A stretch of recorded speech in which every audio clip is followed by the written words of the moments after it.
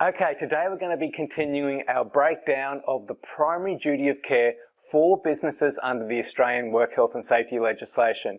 My name is Michael Terry, I'm from Momentum Safety and Ergonomics, and this is the 5-Minute Safety Series.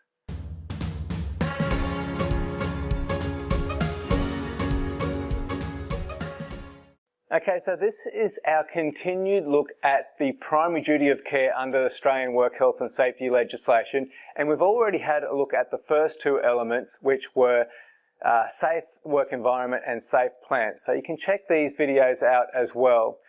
Prior to this, we've also had a good general overview of Australian Work Health and Safety Legislation and general work health and safety duties. So if you haven't seen these videos, they would also be well worth a look.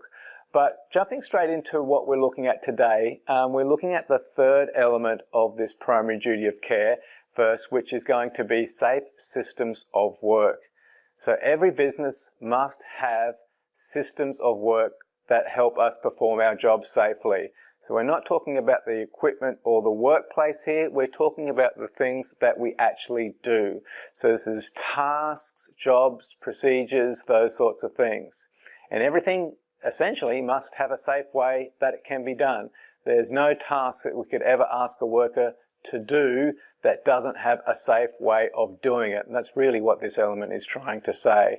So what are we talking about here? We're talking about things like having appropriate systems in place in the form of, it might be plant and equipment manuals. They might be a good way of achieving this.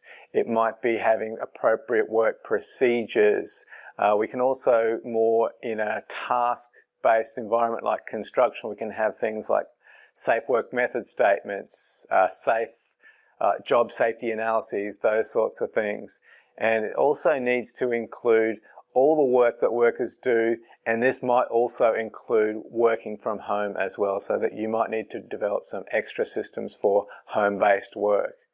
Okay, so how can we achieve this? How can we get these sorts of things into our business and do it in a comprehensive way? Look, I think you need to be systematic about this and break your tasks down, usually by department or region or site or something like that. So you need to sit down with the workers and say, okay, what are the things that we do that could be potentially hazardous, and come up with a list of all potentially hazardous work. And then we need to look at those and make sure that we have procedures and appropriate systems in place to achieve that work. And I think it should be, for the high-risk tasks, it should be certainly written down. So you'll end up with something like a safe work procedure that will include things like, what are the main hazards, what is the PPE that's required, and what are the key things that workers must do to achieve this. And with all these written procedures, you're going to be walking the line between having enough information in there, but not too much so that it's overwhelming to the workers. The second one we're going to talk about today is safe use and storage of substances. So substances could be anything, but in the workplace we generally are talking about the chemicals that we're using, those sorts of things. So it could be how we use our chemicals with regards to what sort of exposures workers are potentially having to them. So is it splash potential, or is it an airborne type chemical that they could be exposed to? How do they mix these chemicals if they do? What sort of concentrations are they using? And what could be the potential ventilation or air quality issues that might result from that? If we're talking about storage, we tend to be talking about where the chemicals are stored.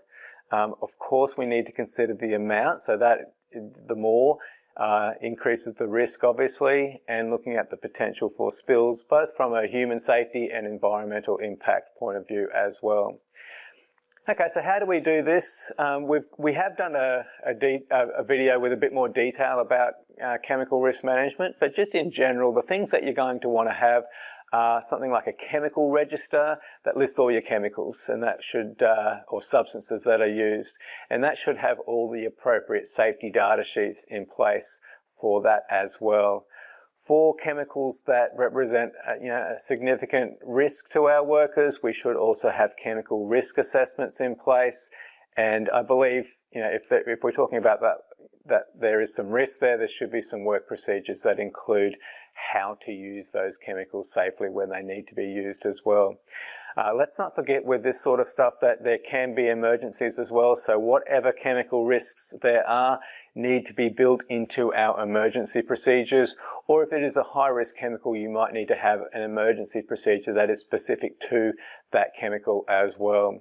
So there we go, guys. There was another couple of elements looked at under the primary duty of care for businesses under the Australian Work Health and Safety Legislation.